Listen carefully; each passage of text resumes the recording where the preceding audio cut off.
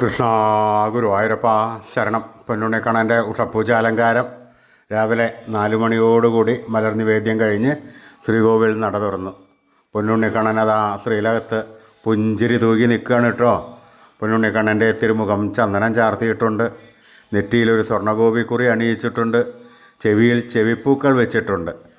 മാറത്ത് ഒരു സ്വർണ്ണത്തിലകവും ഒരു സ്വർണ്ണമാലയും ചാർത്തിയിരിക്കുന്നു.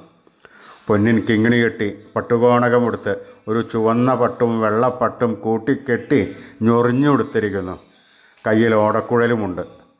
സ്വർണ്ണ കിരീടം ചാർത്തി കിരീടത്തിന്മേൽ 3 തിരുമുടിമാലകളും 2 വലിയ വരമാലകളും ചാർത്തിയിരിക്കുന്നു.